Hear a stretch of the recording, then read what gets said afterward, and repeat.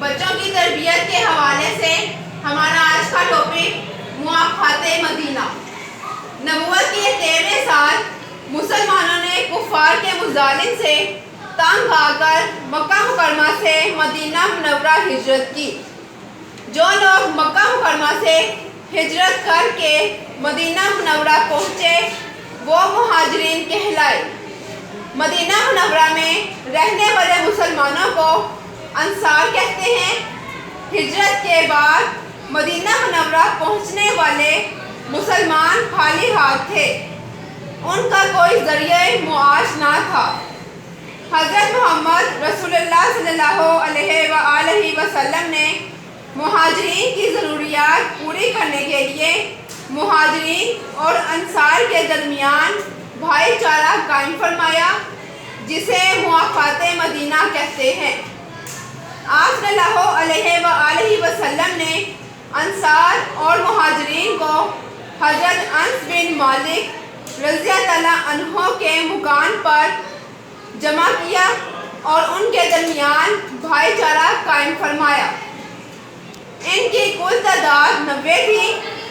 آپ صلی اللہ علیہ وآلہ وسلم نے ایک مہاجر کا ہاتھ اور ایک انصاری کے ہاتھ میں دیا اور فرمایا کہ آج سے تم دونوں بھائی بھائی ہو۔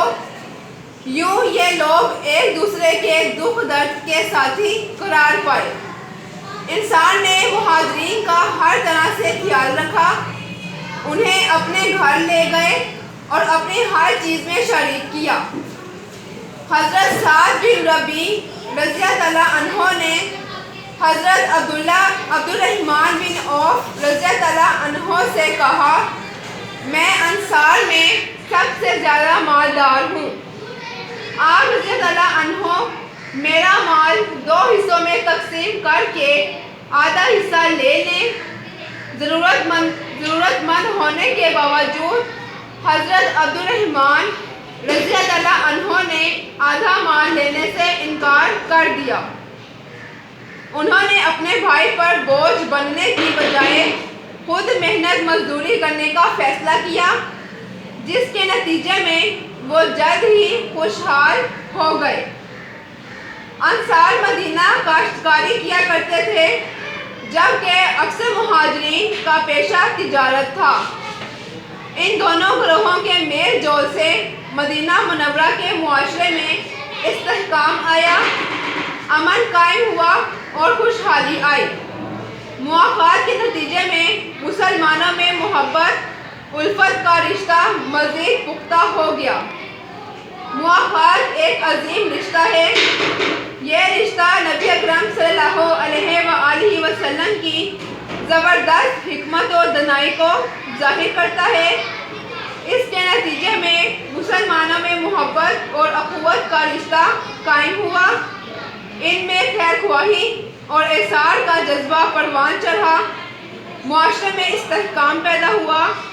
در حقیقت موافقات مدینہ میں امت مسلمہ کے لیے پیغام ہے کہ مسلمانوں میں اصل رشتہ ایمان کا ہے۔ فرمان مصطفیٰ صلی اللہ علیہ وآلہ وسلم ہے، مسلمان آپس میں ایک جسم کی مانند ہے۔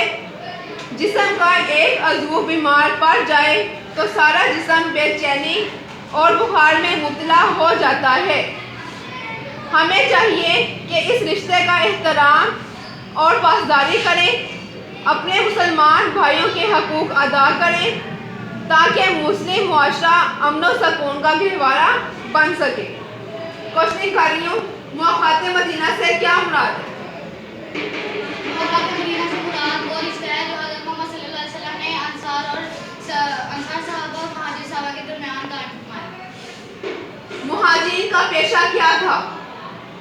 مہاجرین کا پیشہ تجارت تھا۔ موافقات کے وقت انصار اور مہاجرین کی کل تعداد کتنی تھی؟ ٹھیک ہے۔ مسلمانوں میں اصل رشتہ کس چیز کا تھا؟